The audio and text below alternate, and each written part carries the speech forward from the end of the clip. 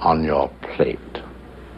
Only things. When Alfred Hitchcock passed away in 1980, the world lost the man who taught audiences to fear staircases, showers, and quiet suburban streets.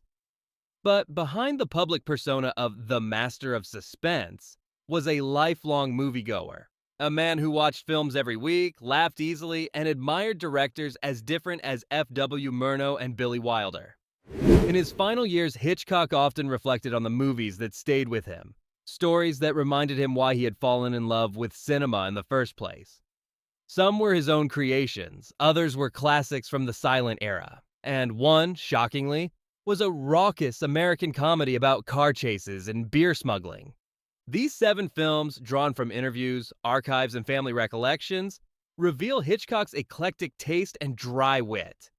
They show that even the world's greatest manipulator of suspense could be moved by human vulnerability or charmed by a good joke. So let's count down from number 7 to his number 1 favorite and explore what each of these choices tells us about Alfred Hitchcock's complex and surprisingly playful mind. Number 7. Smokey and the Bandit, 1977. That is about one doing similar themes all through one's career. It might seem impossible to imagine the director of Psycho and Vertigo giggling at a trucker comedy, but that's exactly what happened. In the late 1970s, Alfred Hitchcock's Wednesday ritual was to screen a movie in his office at Universal Studios. According to his daughter Patricia Hitchcock, one film quickly became his favorite, Hal Needham's Smokey and the Bandit.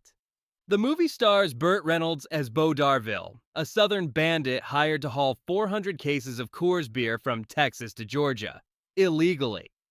His partner Cletus, Snowman, drives the truck while the bandit runs interference in a Pontiac Trans Am, drawing the wrath of Sheriff Buford T. Justice, played by Jackie Gleason. The result is a 2-hour joyride of crashed cop cars, CB radios, and Southern one-liners that became the second highest grossing film of 1977, right behind Star Wars. For Hitchcock, who was then in his late 70s and no longer directing, this rowdy comedy offered something rare: unpretentious fun. Patricia recalled that her father would sit quietly through most films, but Smokey and the Bandit made him laugh out loud. Perhaps he recognized in Hal Needham's precise stunt timing a comic version of his own meticulous choreography. The film's car chases, framed like ballets of speed and destruction, echo Hitchcock's belief that cinema is movement first and foremost. Are you surprised that Hitchcock's last favorite movie was a rollicking car chase comedy? Do you think he was drawn to its editing and timing, or was he just enjoying its chaotic freedom? Number 6. The Trouble with Harry, 1955. The rest I can't tell you because we would be rated. But he was furious.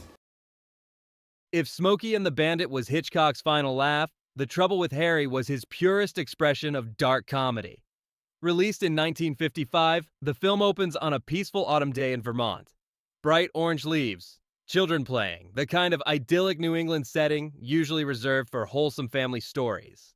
But this is Hitchcock, and beneath the postcard, beauty lies a corpse.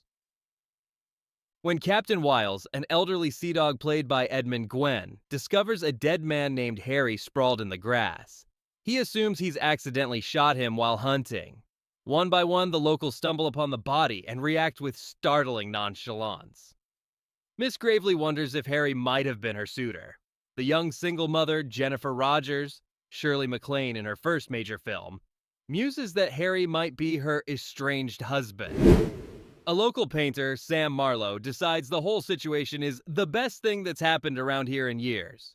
The corpse is buried, exhumed, and reburied multiple times as the townsfolk debate what to do. There's no panic, no hysteria, only an absurd calmness in the face of death. Hitchcock turns the macabre premise into a wry meditation on manners, mortality, and the human capacity to normalize the bizarre. In Hitchcock/Truffaut, the director told Francois Truffaut that the film's humor rests in one dry line. when the captain drags the body through the woods and a stranger asks, "What seems to be the trouble, Captain?" That, Hitchcock said, is the spirit of the whole film. He admitted that The Trouble with Harry was one of his personal favorites precisely because it allowed him to indulge his naughty sense of humor. To him, the story was never about solving a murder. It was about watching polite society trip over its own absurdities. It's a situation comedy, he explained, with a corpse instead of a misunderstanding. The film was also a technical experiment. Hitchcock deliberately avoided close-ups, keeping the camera wide to capture the rolling Vermont hills and autumn palette. He wanted the landscape's beauty to clash with the subject matter, death as part of nature's cycle, bright and ordinary.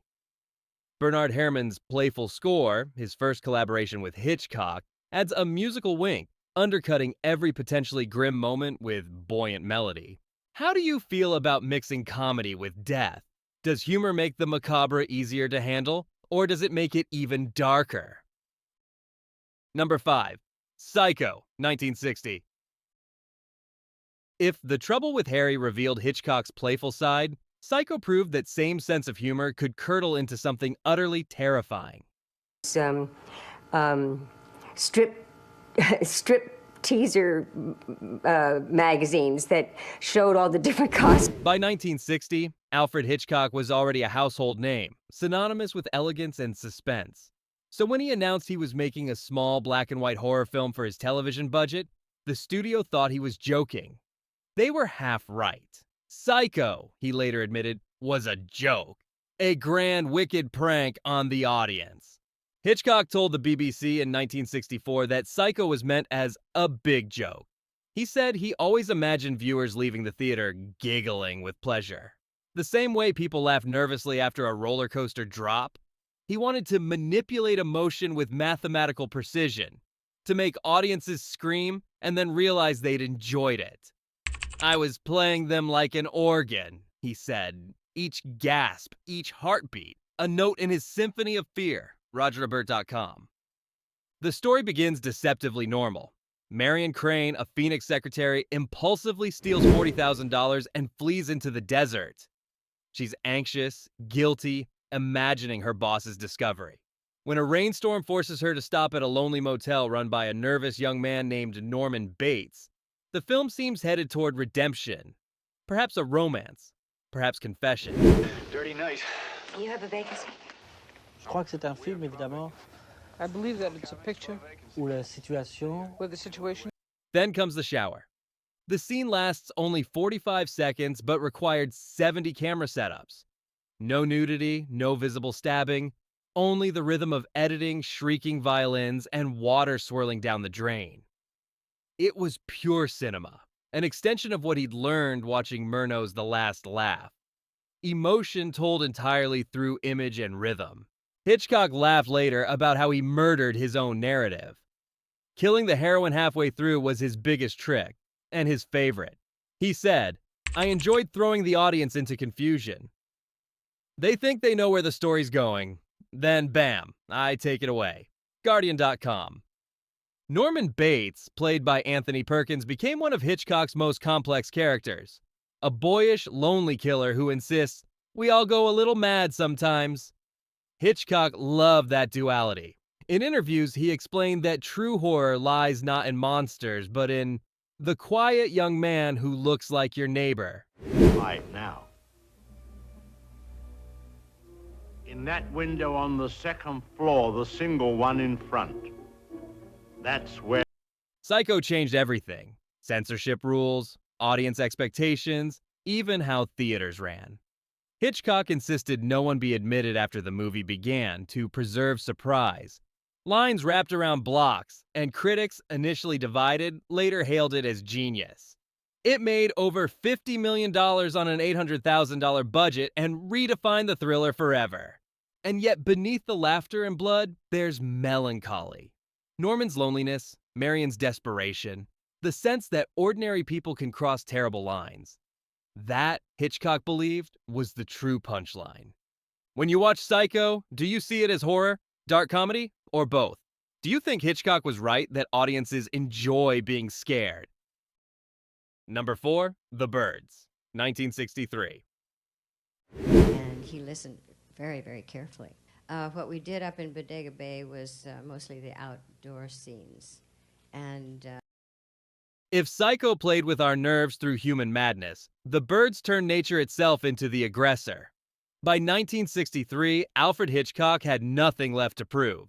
And yet he wanted to shock audiences again, this time not through a killer's knife, but through silence, wings, and beaks. The result was one of his most unsettling experiments, a film with no musical score, no explanation, and no sense of safety. The movie begins as a romantic comedy. Melanie Daniels, a wealthy San Francisco socialite played by Tippi Hedren, drives to the small seaside town of Bodega Bay to deliver a pair of lovebirds to lawyer Mitch Brenner. Their flirtation is light, witty, even screwball. But then, the first attack. A gull swoops down and strikes Melanie's head. It's a moment so casual, it almost feels like a prank, until it happens again and again. Soon, the sky itself becomes a threat. In an interview with the Museum of Modern Art, Hitchcock said he conceived the birds as a vision of Judgment Day. He wanted to depict ordinary people suddenly stripped of control, forced to face something immense and unexplainable, MoMA.org.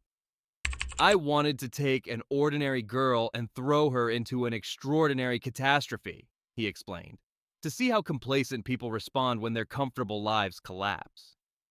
Hitchcock deliberately avoided traditional explanations. There's no scientist warning of ecological imbalance, no villain manipulating the chaos. The birds simply attack. He once said, "Why should I explain it? That would be dull." The audience should use their imagination. By removing logic, he heightened fear. And in that void, viewers projected their own anxieties. Cold War paranoia, nuclear dread, or divine punishment. Hitchcock also broke one of his own rules. He made no use of music. Do you understand me? Who was that man? Well, I have no idea. Instead, he used electronically altered bird sounds, created at Germany's Electronic Music Laboratory. The shrieks and fluttering wings became the film's soundtrack. He later told sound designer Oscar Sala that silence itself was the most terrifying note. Critics were divided at first. Some missed the humor and elegance of his earlier films.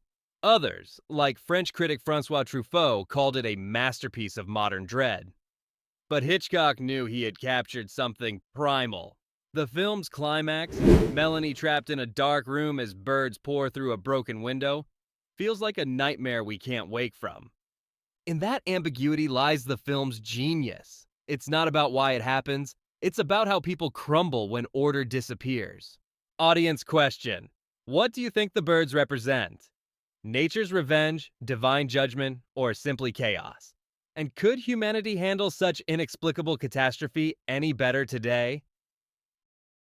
Number 3. The Lodger, A Story of the London Fog, 1927. 1 foot on the curb and 1 foot in the road. And they said to her, "Why are you walking like that?" She said, "Oh, I thought..." Every great artist has that one creation where everything finally clicks, where instinct, influence, and ambition merge into something unmistakably their own. For Alfred Hitchcock, that moment came in 1927 with The Lodger, A Story of the London Fog.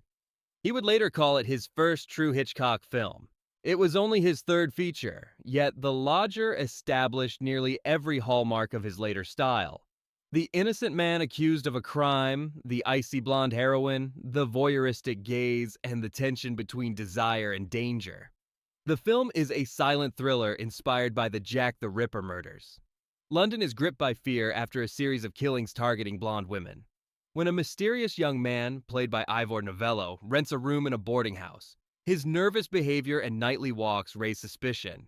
The landlady's daughter Daisy falls for him, to the horror of her parents, and the audience is left torn between attraction and dread. At the time, British cinema was still struggling to define itself. Hollywood dominated the industry, and critics dismissed most British pictures as technically inferior. But The Lodger changed that perception overnight. Its visual style was bold, confident, and deeply cinematic. Hitchcock, then only 27, used light, shadow, and camera movement to turn London's fog into a living presence. The film's famous glass floor shot, where the family looks up to see the lodger pacing in his room above, was groundbreaking for 1927. Hitchcock had the floor constructed of reinforced glass, allowing the camera to look upward through it as the actor's steps echoed menacingly. That inventiveness came directly from Hitchcock's early experience in German studios. He had studied the expressionist techniques of F. W. Murnau and Fritz Lang while working at UFA in Berlin. The distorted sets, sharp contrasts, and subjective camera movements of the lodger were his way of translating those ideas into a British context. But what truly makes The Lodger feel like Hitchcock is its psychological complexity. The film plays like a mystery, yet the real tension lies in our emotions. We want the lodger to be innocent, yet we're constantly shown reasons to doubt him. That moral unease, that dance between sympathy and suspicion, became the defining trait of Hitchcock's cinema. He later explained, "The audience should suffer as much as possible." When the film was first shown to producers, they hated it. One executive called it too dark, too German. It was nearly shelved until a critic named Ivor Montague convinced the studio to release it. Upon release, The Lodger was hailed as a revelation. The Times called it the best British film ever made. For Hitchcock, it was vindication, proof that his approach worked. Years later, he said, "It was the first time I used what later became known as my style. It was also the first film to feature a Hitchcock cameo, beginning a lifelong tradition of the director's playful self-insertions." Audience question: when you watch The Lodger, can you recognize the seeds of Hitchcock's later thrillers? The paranoia, the moral grayness, the suspense built from silence? Do you think silent films like this still create stronger tension than modern ones heavy with dialogue and sound? Number 2, The Last Laugh, 1924. Times have you heard a woman say, "Oh, I went to see the movie and had a..." Before Alfred Hitchcock became the master of suspense, he was first and foremost a student of pure cinema. Storytelling through movement, light, and rhythm without relying on dialogue. And no film embodied that idea more perfectly than F.W. Murnau's silent masterpiece, The Last Laugh. Released in 1924, the German expressionist drama tells a simple yet devastating story. An aging hotel doorman, proud of his position and the grand uniform that defines his identity, is demoted to washroom attendant after being deemed too old. Ashamed, he hides his new role from his neighbors, borrowing his old coat to keep up appearances. When the truth is revealed, he's humiliated and ostracized, until an improbable, almost surreal twist grants him sudden wealth and dignity. The film is nearly devoid of intertitles. Instead, every emotion and plot turn is conveyed through Murnau's camera. Sweeping tracking shots follow the doorman's decline. Distorted lenses mimic his drunken disorientation, and the camera itself seems to breathe and tremble with his pain. Scared of policemen. I never drive a car. This was what Hitchcock would later call the almost perfect example of pure cinema. During the mid-1920s, Hitchcock was a young art director at the UFA studios in Berlin, where Murnau was filming The Last Laugh. Hitchcock often slipped onto the set to observe the master at work. He watched how Murnau used light as language, how movement replaced dialogue, and how emotion could be sculpted with framing alone. It left a permanent mark on him. In later interviews, he recalled, "That film taught me how to tell a story visually." He also admired Murnau's courage to abandon text altogether. In an age when silent films typically relied on endless title cards to explain each plot point, The Last Laugh trusted the audience's eyes. For Hitchcock, that was liberating. He once told François Truffaut that a director should be able to make a movie so clear that if you turned off the sound, you could still follow the story. That philosophy can be seen in everything from Rear Window to Vertigo, scenes that unfold like wordless symphonies of camera movement and reaction. Beyond technique, Hitchcock connected deeply with the film's emotional core. The doorman's downfall, losing status, being ridiculed, and finding hollow redemption, echoed the vulnerability Hitchcock often felt as an outsider in Hollywood. He admired the way Murnau turned shame into poetry. Even the film's ending fascinated him. An absurd, almost mocking happy ending imposed by studio executives. Instead of rejecting it, Murnau leaned into irony, using the twist to comment on the false comforts of cinema itself. Hitchcock would later employ that same balance of tragedy and irony in his own work, making audiences cry one moment and chuckle the next. Critics often say The Last Laugh was the film that transformed Hitchcock from a technical apprentice into a true visual storyteller. Its influence surfaces again and again in his career. The expressionistic shadows of the lodger, the voyeuristic camera in Rear Window, the dreamlike montage of Vertigo. Nearly 50 years later, when asked to name a film that defined the art form, Hitchcock didn't hesitate. He said simply, Murnau's The Last Laugh. That is cinema. Audience question. Have you ever seen a film that needed no dialogue to move you? In a world full of sound and special effects, do you think modern filmmakers have forgotten the power of silent storytelling? Number 1. Shadow of a Doubt, 1943. Well, that was the case in London in the 1890s when Jack the Ripper roamed around and, well, he just took that knife. When Alfred Hitchcock was asked late in his career which of his own films he loved most, he didn't name Psycho, Vertigo, or Rear Window. He quietly answered, Shadow of a Doubt. Of all the masterpieces he created, this was the one that felt most personal, the one where menace invaded the familiar and evil hid behind a family smile. Set in the quiet California town of Santa Rosa, the story follows young Charlie Newton, Teresa Wright, who idolizes her visiting uncle, also named Charlie, Joseph Cotton. To her, he's worldly, charming, and everything her small-town life isn't. But when detectives arrive investigating the Merry Widow murderer, her uncle's pleasant mask begins to slip. The film builds slowly, dinners, strolls, and polite laughter, until young Charlie realizes that the danger isn't in some far-off city, but sitting across the breakfast table. Hitchcock loved that contrast.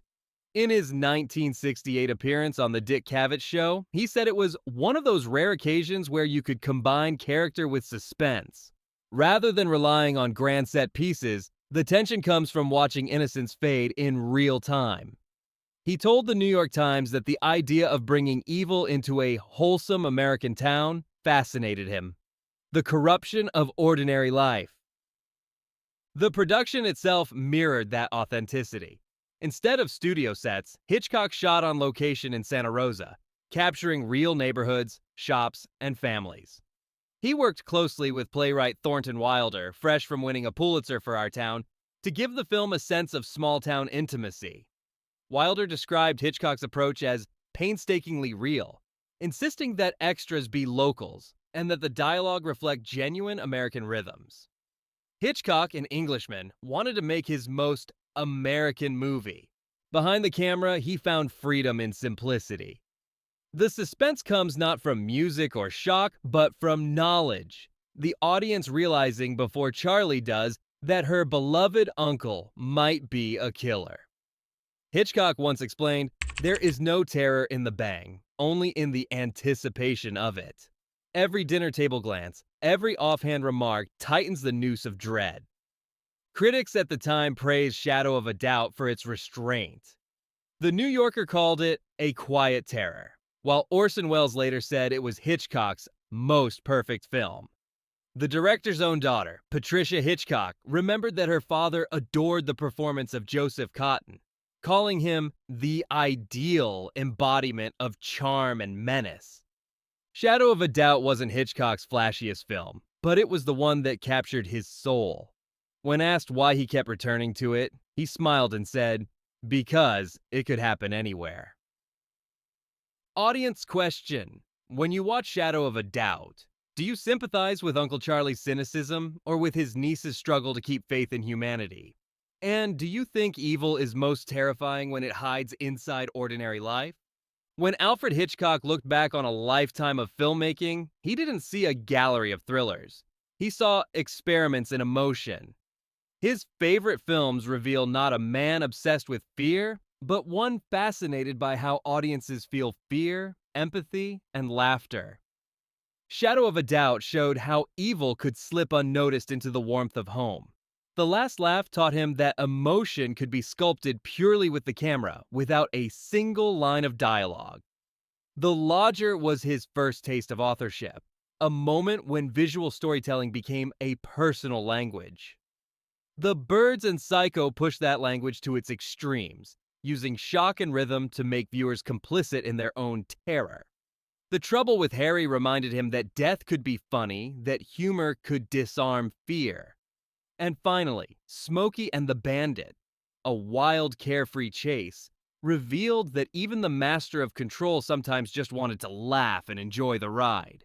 What ties these choices together is Hitchcock's belief that film is a playground of emotion. Whether we're screaming, laughing, or nervously smiling, the camera is his instrument, and we are his orchestra. So perhaps his greatest trick wasn't creating suspense. It was making us love being afraid. Drop your thoughts in the comments. And if you'd like more cinematic deep dives like this, don't forget to like, subscribe, and ring the bell.